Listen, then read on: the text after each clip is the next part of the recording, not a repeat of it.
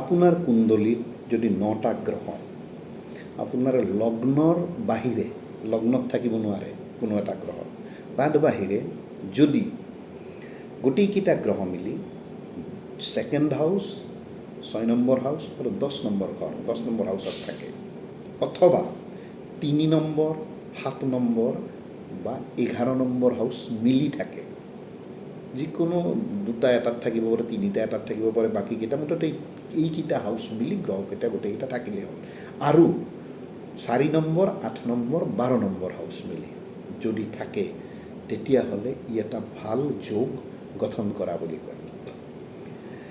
এই তিনিটা বিভিন্ন ধৰণৰ যে ভাৱৰ ছিকুৱেঞ্চ মই ক'লোঁ, এই ভাৱত যদি গ্ৰহবিলাক থকা দেখা যায়, তেতিয়াহ'লে মানুহ এজনৰ যিটো ব্যৱহাৰিক কাম, সম্পদ সৃষ্টি, wealth creation in the life, তেওঁৰ প্ৰডাক্টিভিটি, অৰ্থাৎ সেই মানুহজনে জীৱনত কি ধৰণৰ আউটপুট পাব, প্ৰফেশ্যন হওক, সকলোতে এই গোটেইবিলাক এটা ভাল ডাইৰেকশ্যনত নিৰ্ধাৰণ কৰা দেখা যায়।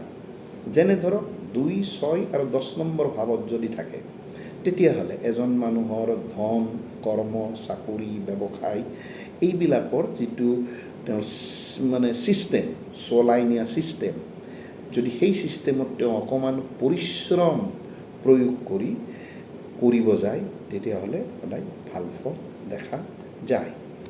আকৌ 3, 7, 11 নম্বৰত যদি থাকে, তেতিয়াহ'লে ইণ্ডাষ্ট্ৰী, ক'ৰবাত পাৰ্টনাৰশ্বিপ বিজনেছত, জনসংযোগ বুলি কওঁতে যিকোনো পাব্লিক ৰিলেটেড ৱৰ্কৰ পৰা, য'ৰ পৰা নেকি মানুহজন লাভৱান হয়, সেনেকুৱা ধৰণৰ।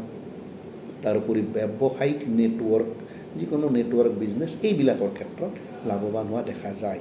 আৰু যদি 4, 8, 12 নম্বৰ এই তিনিটা হাউচত গোটেই গ্ৰহকেইটা মিলি থাকে, তেতিয়াহ'লে ভূমি, সম্পত্তি, মানে গোপন সম্পদ মানে ধৰক ক'ৰবাত এনচেষ্ট্ৰেল প্ৰপাৰ্টি হ'ব পাৰে, বা কোনোবাই দান দিয়া প্ৰপাৰ্টি হ'ব পাৰে, ছাডেনলি নিজৰ ওচৰত অহা কোনো সম্পত্তি হ'ব পাৰে, সেইবিলাক আধ্যাত্মিকতা, গৱেষণা আৰু বিদেশৰ লগত কানেক্টেড সম্পৰ্কীয়, মানে তেনেকুৱা ধৰণৰ ব্যৱসায়ত বা তেনেকুৱা ধৰণৰ কাম কাজত সেই মানুহজনে উন্নতি লাভ কৰা দেখা যায়। এই ধৰণৰ যোগ পাবলৈ হ'লে আপুনি আমাৰ পেজটো ছাবস্ক্ৰাইব কৰক আৰু বহুত যোগ চাই থাকক এনেকুৱা। আৰু এইবিলাক মই কিতাপৰ উপৰিও যোৱা 15-16 বছৰত প্ৰেক্টিকেল কুণ্ডলীৰ পৰা থকা যোগ কোৱা হৈছে। নট নেচেচাৰী যে এইবিলাক যোগ আপোনালোকে ক'ৰবাত কিতাপত পাব, বাট এইখন 100খন কুণ্ডলীৰ 95+ কুণ্ডলীত এপ্লিকেবল হয়।